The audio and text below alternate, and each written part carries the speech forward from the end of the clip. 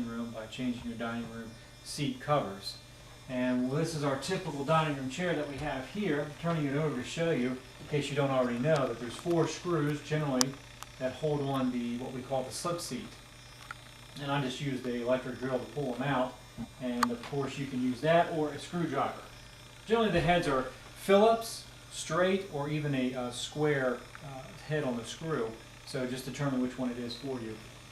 Then you simply take this off and move the chair out of your way. Put this behind me. This particular slip seat here is pretty large, but modern slip seat, pretty standard, but on the large side. And it doesn't have any cording on the bottom at all. What I mean by cording, in case you don't know, some people call it welt or piping, and that's this here, which was made for these particular seats that I did a little bit ago. And it goes simply on the bottom, and this one here doesn't have it, so we're going to leave it without. If you want to add piping or cording, then you need to make sure that your seat allows for it. And what I mean by that is some are set in to the chair. So if you put the piping here, it may not fit back down in the groove in which the factory had put the slip seat into. So check that out first. If you have it, then you're going to be fine. If you don't, check that out before you want to add to it for a little decoration there, added feature to the seat. This here is some options that you can put on for cording on your slip seats, and this is called lip cording. You have the smaller one, which is like a pencil, what they call a pencil size, which I wouldn't do that. You're not going to see it much, so it's not going to be very decorative. So you have to go to the larger one here, which is a 1/2 inch cord there, and this is simply stapled on with the lip that comes from the factory. And obviously it comes in a variety of colors, and you can get this either from Urban Castle or any of your local stores that sell trims. So you could do that. So I'm going to move this out of the way, and we're going to stick the way the original design is. And we're going to put this over here. First thing to do is to ascertain how much fabric you need. And simply take a cloth tape measure here. Go to the front. The reason why the front is it's wider in the front than it is in the back.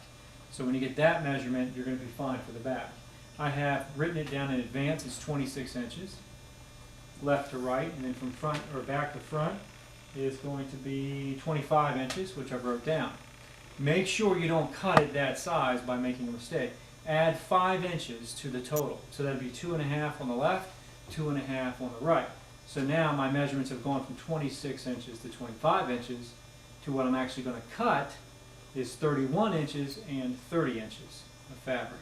And we're going to use a velvet that's on a bolt here, and I'm going to pull that down, cut out those measurements, 31 by 30 inches, and then I'll come back and show you what we do then.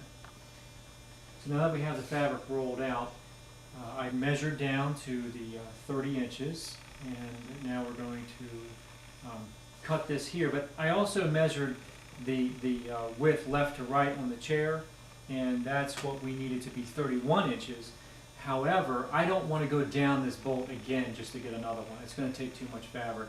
So if I take my tape measure and go from here to the salvage, I got about 28 inches, 28 1/4. And that's going to be very close up front on the chair here, on the slip seat.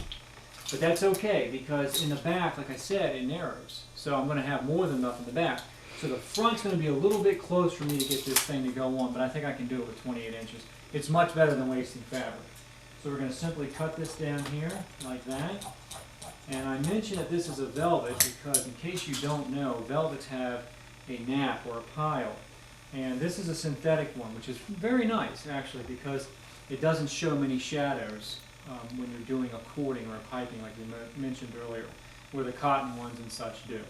But that being said, you got to find the pile. And what you want in a velvet is when a person gets out of the seat, you want the smoothness to go with them, as it would. Okay, so basically the velvet or the cushion doesn't stick to them. That wouldn't be very good. So you want them to be able to slide out the seat. So on a velvet, smoothness on a chair, whatever the case may be, always goes down.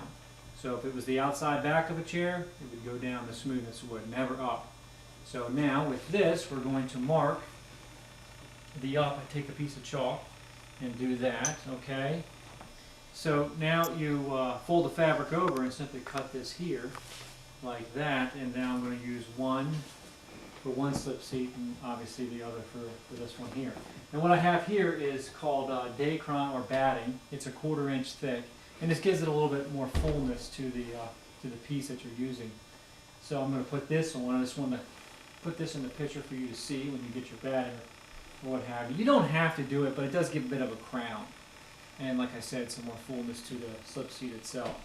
So I just simply cut a piece that was wide enough here for the back to the front, and then I'm going to pull this up and just cut around the wood right here. You don't want it to roll around if you can help it. It just gets bulky in bunches, especially if you're going to put on cording or piping. So don't let it go around to the wood. Some people do, but it just becomes a mess. Another thing I wanted to address with you is this is the cover. You see how filthy and dirty that is? The customer knows I'm leaving this on, so it's not necessary to take it off unless you absolutely want to, but it's really not necessary. In fact, in my opinion, it's a fact. It keeps the fabric out of the landfill, and it's kind of neat when you tear it down and see what it used to be like. So that's kind of nice too. So I'm going to leave this on. We're going to put this Decor over top. We're going to find our fabric, arrow that is, like that.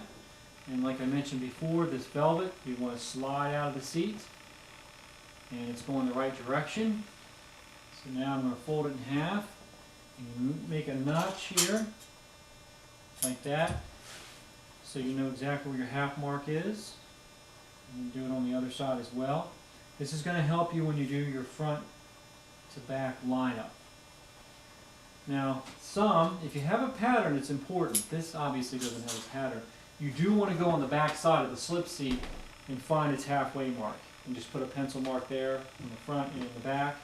Up and down doesn't really matter unless you find it important, you know, for your pattern lineup. But definitely in the front and the back, you need to put your halfway mark. But this being a solid doesn't really matter. Looking for my arrow, it's going to go the right direction. I'm going to lay that down. I'll split the difference. This wants to slide a little bit here. Lay that down like that. And what I do is put staples or anchor staples, whatever you want to call them, it doesn't matter. And this is my stapler. This is an air pneumatic one used with a air compressor. But you can simply use this. You probably have this, and that'll work just fine. It'll work. It's a little bit of a nuisance, but this is a nicer model for leverage because it comes from the back side of when you press down. The other ones are from the front. So that's a nice one. You can use that if you like, but obviously I'm not going to. You can also use electric one too if you want to. If you have one, that's great. I've never used electric one, but I heard they're pretty nice. Not bad at all. A lot easier than that thing there. And now I'm anchoring it like north, south, east, and west. See, it's going to be tight right here. Remember, I cut that back because I didn't want to go down the fabric. So let's see how that turns out here.